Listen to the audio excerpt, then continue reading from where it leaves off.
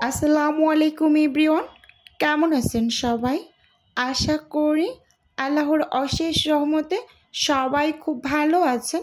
আলহামদুলিল্লাহ, আমিও ভালো আছি।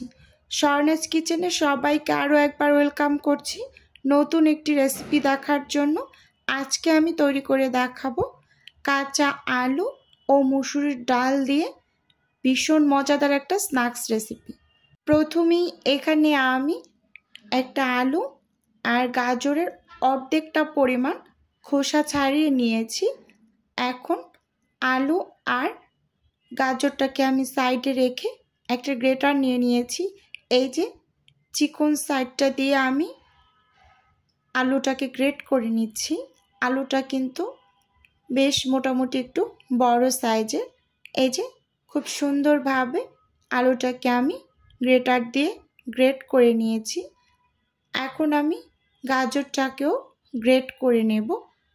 আসলে এই যে গ্রেটারের যে চিকন সাইডটা আছে, এটা দিয়ে আলু গাজর বা অন্য যে কোনো কিছুই গ্রেট করলে কিন্তু খুব মিহিভাবে করা যায়। তাই এই নাস্তাটা তৈরি করার জন্য আপনারা এভাবে যে চিকন অংশটা থাকে গ্রেটারের, সেটা দিয়ে গ্রেট করে নেবেন। খুব ভালোভাবে আলু আর গাজরটা আমি গ্রেট করে হাত দিয়ে মিশিয়ে নিয়েছি। এখন এর মাঝে আমি দিয়ে দেব 1 চামচ লবণ, দিয়ে খুব ভালোভাবে হাত দিয়ে মেখে নিচ্ছি। এই যে সুন্দরভাবে মেখে নেওয়া হয়ে গিয়েছে। এখন এটাকে আমি 10 মিনিটের মতো রেস্টে রেখেছি। এই যে ফিরে এসেছি 10 মিনিট পর। 10 মিনিট পর এখন আমি এই যে আলু আর গাজর থেকে চিপে চিপে পানিটা বের করে নেব। লবণ দিয়ে মাখিয়ে রাখার কারণে অনেকটা পরিমাণ পানি কিন্তু ছেড়ে দিয়েছে। তাই হাত দিয়ে চিপে চিপে কিন্তু পানিগুলোকে এভাবে বের করে নিতে হবে। একটু ভালোভাবে লক্ষ্য করলেই কিন্তু বুঝতে পারবেন আসলে কাজটা কিভাবে আমি করে নিচ্ছি। এটা কিন্তু মুখে বলে বোঝানোর মতো কোনো কাজ না। এখন এখানে আমি 1/4 কাপ মুসুর ডাল আমি 1 ঘন্টার মতো অফ স্কিনে ভিজিয়ে পানিটাকে একটু ঝরিয়ে নিয়েছি। এখন এখানে আমি পেঁয়াজ কুচি অ্যাড করে দিচ্ছি। একটু বেশি করেই পেঁয়াজ কুচি দিয়ে দিলাম। সেই সাথে 3টা কাঁচামরিচ কুচি দিয়ে দিচ্ছি। ঝালের পরিমাণটা আপনারা আপনাদের ইচ্ছা মতো ব্যবহার করবেন। সামান্য একটু লবণ দিয়ে দিচ্ছি।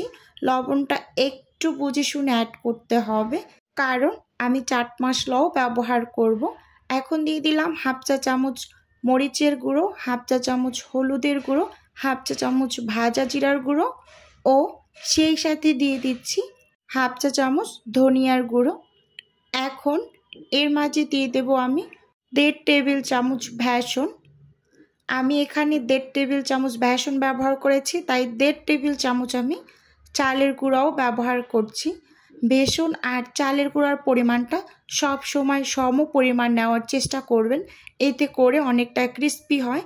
1/2 চামচ চাট মশলা দিয়ে দিলাম। সব শেষে দিয়ে দিচ্ছি সাত বাগান থেকে নেওয়া বিলাতি ধনিয়া পাতা। এটা ফ্রিজে রাখার কারণে একটু কালো হয়ে গিয়েছে। এখন হাত দিয়ে খুব ভালোভাবে সব কিছুকে একসাথে মাখিয়ে নিতে হবে। আমার কাছে ডালের যে কোনো টাইপের পকোড়াই ভীষণ ভালো লাগে। মাঝে মাঝে তো আমি চাল ডাল দিয়েও পকোড়া তৈরি করি, সেটা খেতেও অসম্ভব মজা লাগে। আর সন্ধ্যায় তো চায়ের সাথে বা সস দিয়ে খেতে দারুণ লাগে। দেখতেই পাচ্ছেন বন্ধুরা, খুব সুন্দরভাবে কিন্তু হাত দিয়ে আমি মেখে নিচ্ছি।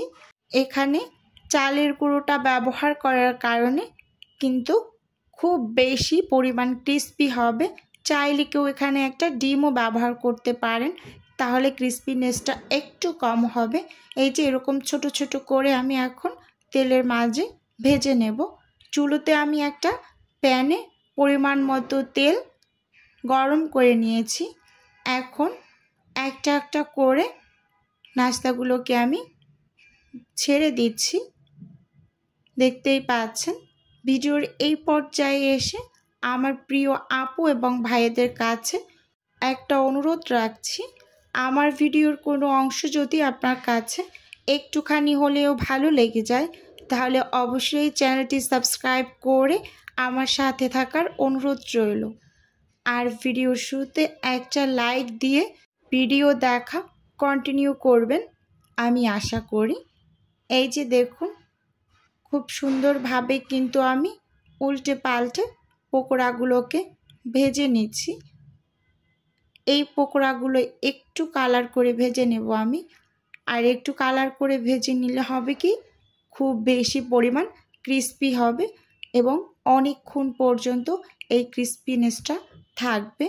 এই যে দেখুন, উল্টে পাল্টে খুব ভালোভাবে সুন্দর একটা কালার আসার পর এখন পকোড়াগুলোকে আমি তুলে নিচ্ছি। এই যে দেখতেই পাচ্ছেন তেল ছড়িয়ে।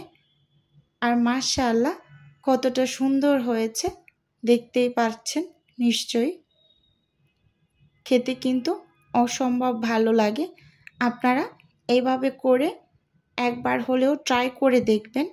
আশা করি আপনাদের কাছেও ভীষণ ভালো লাগবে। কোনো রকম বাটাবাটির ঝামেলা নেই, একেবারে শর্টকাট পদ্ধতিতে এই পকোড়াগুলোকে বানিয়ে নিতে পারবেন। আমার কাছে তো মনে হয় এমন কোনো মানুষ নেই যে পকোড়া পছন্দ করে না। তাই বলছি, এইভাবেও একবার বানিয়ে খেয়ে দেখবেন। এই যে আমি ভেঙে ভেঙে একটু দেখিয়ে দিচ্ছি, ভেতরটা একেবারে ভালোভাবে ভেতরেও কুক হয়েছে। আজকের ভিডিও বন্ধুরা এ পর্যন্তই রাখছি। দেখা হবে নতুন কোনো রেসিপি।